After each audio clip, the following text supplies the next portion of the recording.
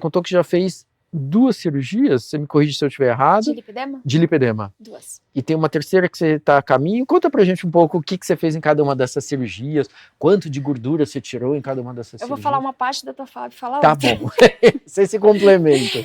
A primeira a que eu fiz foi da batata da perna, Uhum. que era enorme. Uhum. Foram 6 litros e alguma coisa de gordura.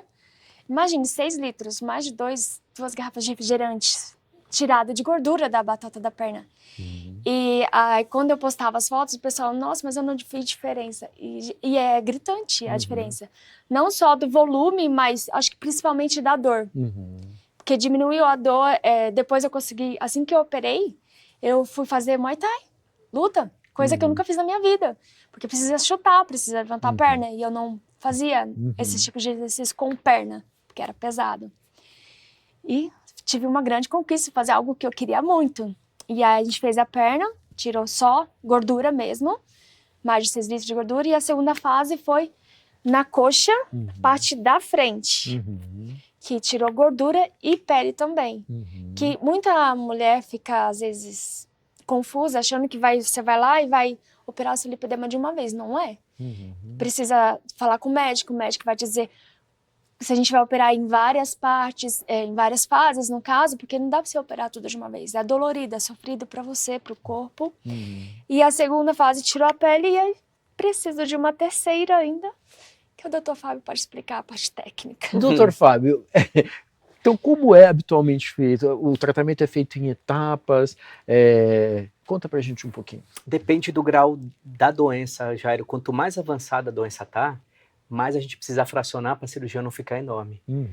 E daí a importância do diagnóstico precoce. Porque se a gente fizer o diagnóstico no início, muitas vezes a gente consegue resolver numa etapa só.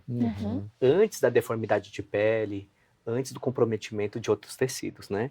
Mas quando a gente tem uma cirurgia grande, que, por exemplo, no caso da Leila, a gente não consegue fazer tudo de uma vez só pelo risco, né? Então tem todo um preparo em relação ao risco de anemia, tempo de cirurgia, o quanto que esse corpo aguenta mesmo uma agressão. Volume, né? Um volume muito grande. Que pode tirar. A gente pode tirar até 8 a 10% do peso em litros de gordura. Então alguém de 80 quilos seriam 8 litros, por exemplo. Então é muita gordura também por etapas, né?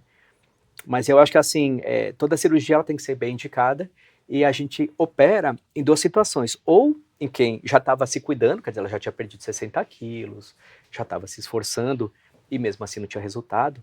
Até para resolver um pouco a qualidade de vida, né, Leila? Para poder voltar a andar, é quase um resgate mesmo da vida, né? Ou quem já está fazendo toda a medida clínica possível, que é dieta, atividade física, controle de hormônios, e mesmo assim a coisa não avança.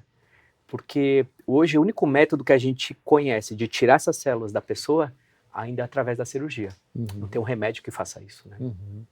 E Fábio, ela está indo então para uma terceira cirurgia, né? Em que, imagino, é mais uma cirurgia programada, né?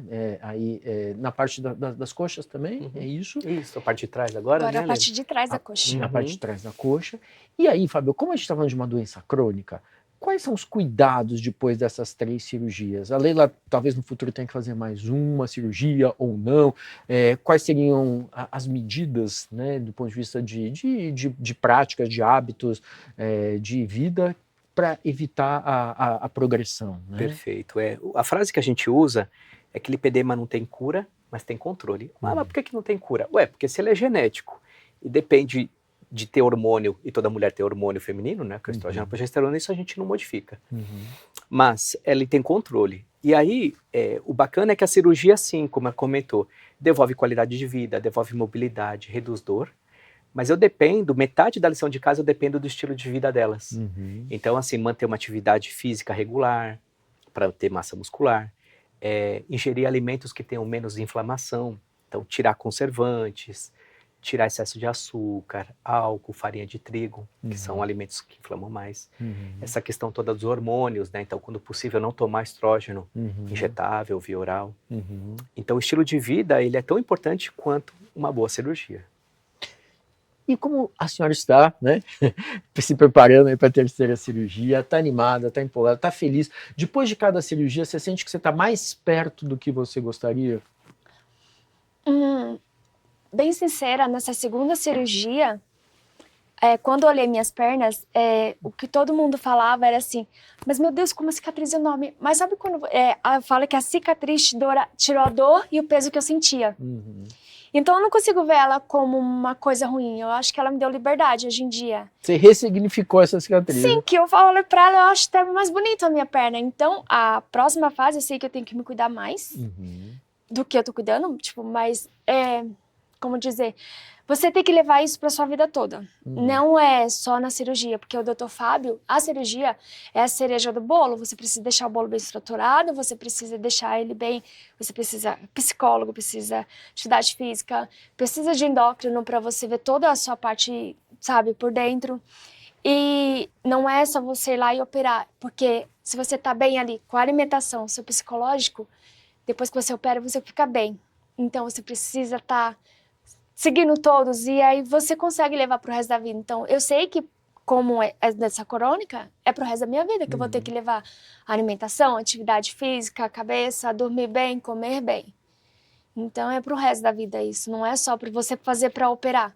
Então, você tem que entender que você precisa educar seu corpo, sua mente, tudo. E vários médicos, não é só cirurgia. Você precisa de todos, vascular, endócrino, psicólogo principalmente, porque não é fácil você tratar.